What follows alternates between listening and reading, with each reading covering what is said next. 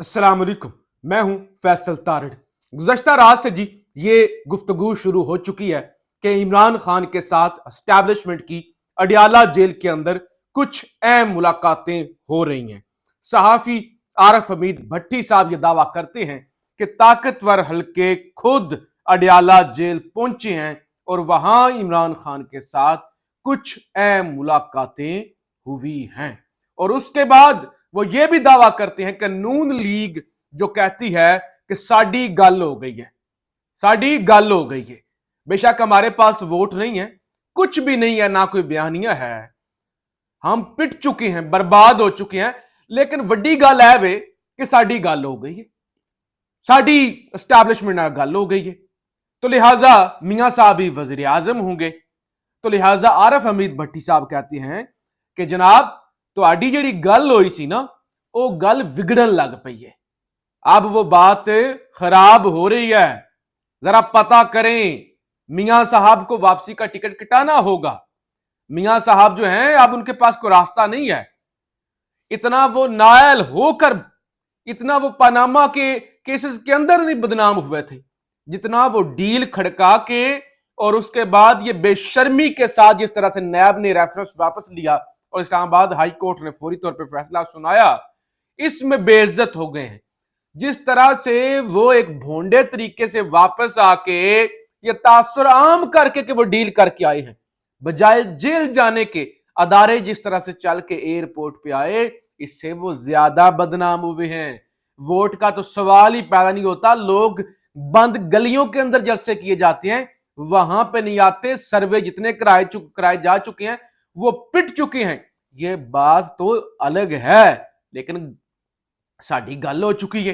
तो लिहाजा आरफ हमीद भट्टी साहब कहते हैं कि वो जो गल हुई सी ना, वो जी गल हुई सी, वो गल भी बिगड़न लग पई है, बल्कि ताकतवर हल्के अब अडियाला जेल पहुंच के खान के साथ मुलाकातें कर रही हैं कि कोई माफी तलाफी हो जाए, कोई मामला आगे बढ़ जाए और चीजें काफी पॉजिटिव सिमत के अंदर जा रही हैं। हसन अयूब टाउट हैं ताकतवर हल्कों के, मरासी बल्कि कह लें, कमी कमीन वो हैं, ताकतवर हल्कों के टाउट हैं।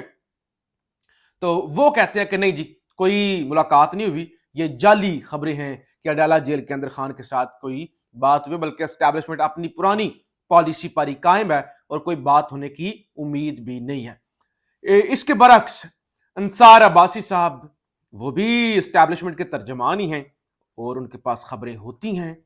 अंसार अब्बासी साहब ये दावा करते हैं कि अब पीटीआई का, इमरान खान का जो अगला बयानिया है ना, जिस बयानिया पर काम हो रहा है, जिस बयानिया को प्रमोट करना है, वो है पाक फौज जिंदाबाद, पाक फौज जिंदाबाद।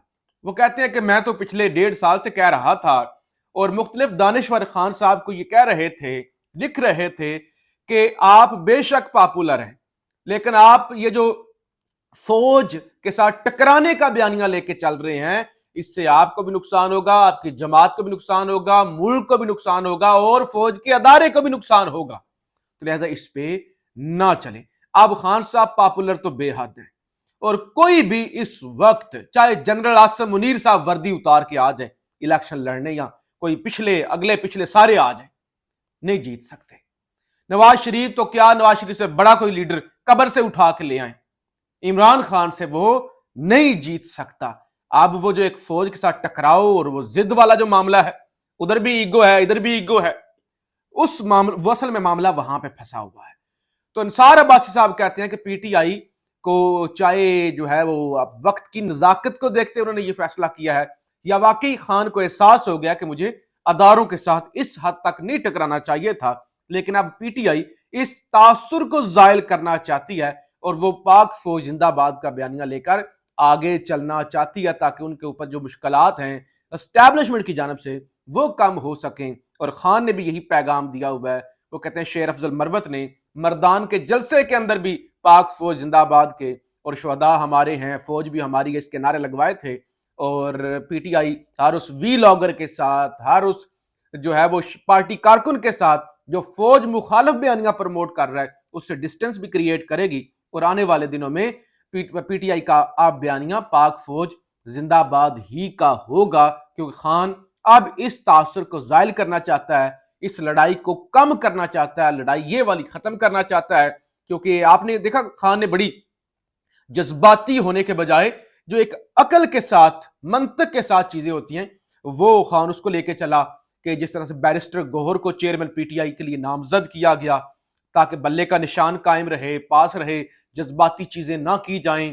شیر افضل مروت نے مردان کے اندر یہ نعرے لگوائے. تو لہٰذا اب عقل کا تقاضا یہ ہے کہ آپ کے پاس مقبولیت بھی ہے, لوگ آپ سے محبت بھی کرتے ہیں, آپ پر اعتماد بھی کرتے ہیں, باقی سارے ناکام ہو چکے ہیں, اسٹیبلشمنٹ بھی آپ کے سامنے ناکام ہو چکی ہے. لہٰذا اب اس سارے فیز کے ساتھ بہت باریک بینی سے, دانشوری سے سوچ کر نکلا جائے. اور پی ٹی آئی نے میرے خیال سے یہی سوچا ہے, اور سب نے بیٹھ کے یہی جو ہے اس نتیجے پر پہنچے ہیں کہ اس جنگ کو کم کر کے, منیمائز کر کے الیکشن لڑنا چاہیے, اور الیکشن میں اس بدماشا کو شکست دینی چاہیے, اور اپنے لیے جو بند راستے ہیں وہ دروازے جو ہیں وہ کھلنے چاہیے.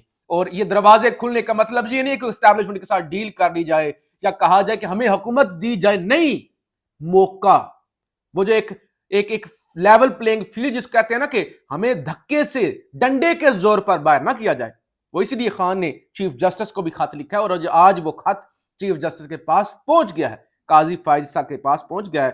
اور قاضی صاحب جناب بڑے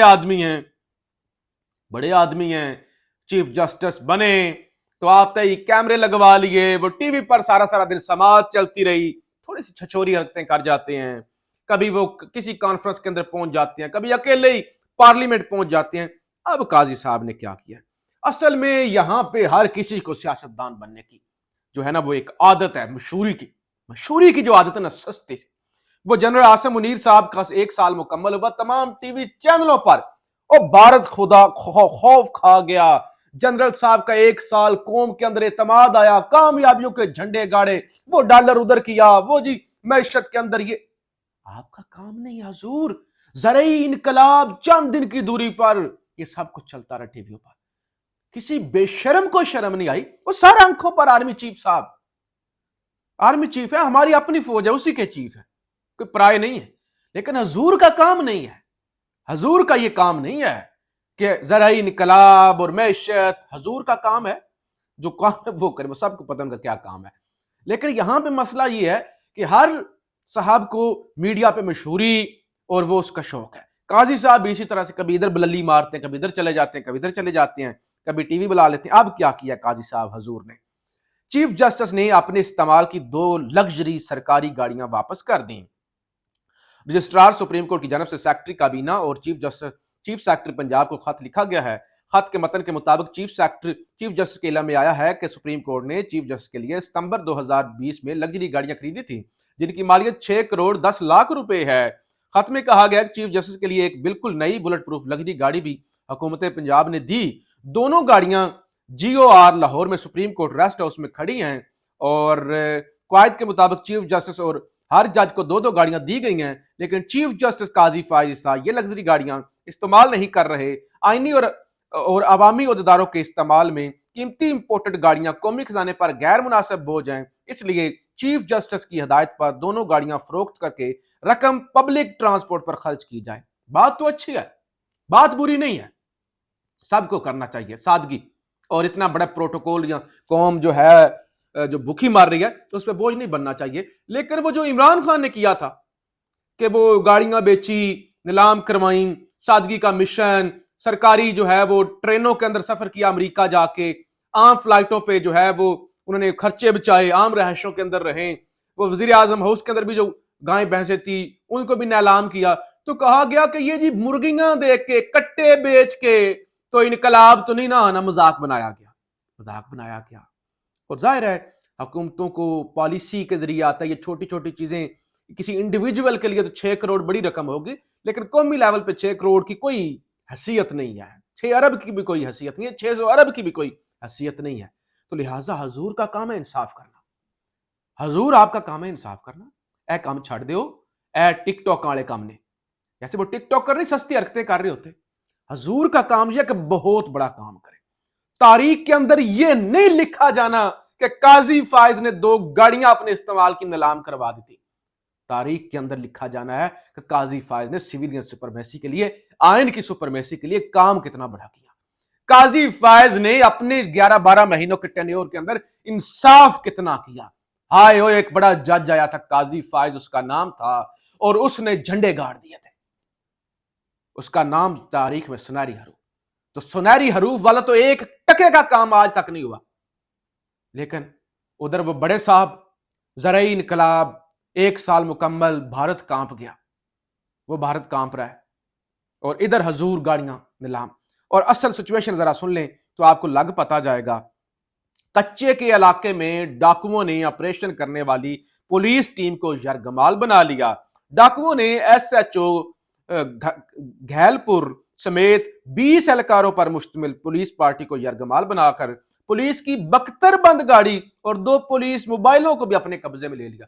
بختر بند گڈی بھی پھاڑ لی نا، کہ 2 دوسری گڈیاں بھی پولیس والے بھی پھاڑ لینا ڈاکواں۔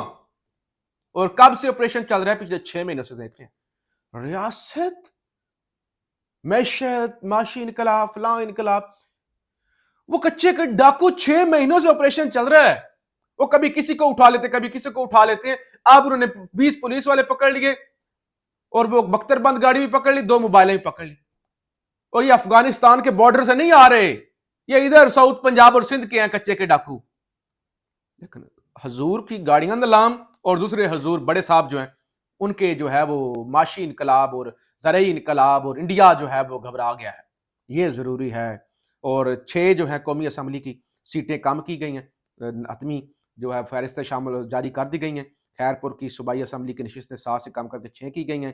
سانگ اور ٹھٹا کی بھی نشستیں کم کی گئی ہیں۔ کراچی کی ایک نشست بڑھائی گئی ہے۔ اور یوں اب سادہ اکثریت سے حکومت بنانے کے لیے پہلے 172 سیٹیں درکار ہوتی تھی کسی بھی جماعت کو، اب سادہ اکثریت سے حکومت بنانے کے لیے 169 سیٹیں جو ہے ووٹ درکار ہوں گے، تو آپ سادہ اکثریت سے وزیر اعظم بن سکتے ہیں۔ پتہ نہیں سیٹیں اس لیے کم کی جا رہی ہیں 2-3، کس طرح سے باؤ جی کو بنایا جا سکے وزیر اعظم، لیکن میرے خیال سے 20 ایک سیٹیں کر دینا کہ جس کے پاس 20 سیٹیں ہوں تو وہ وزیر اعظم بن سکتا ہے، پھر میاں صاحب جو ہیں وہ مقابلے میں آ سکتے ہیں۔ بہرحال جی، گفتگو چل رہی ہے، بات چیت ہو رہی ہے خان کے ساتھ، اور دوسری طرف فیصل واڈا کہتے ہیں کہ تحریک انصاف کی شہرت اپنی جگہ، اس میں کوئی شک نہیں، لیکن پی ڈی ایم کی دوسری طرف نفرت بھی ہے، اور آنے والے دنوں میں پی ڈی ایم 2 آنے والی ہے، وزارت عظمیٰ نون لیگ اور صدارت پیپلز پارٹی کے پاس جائے گی۔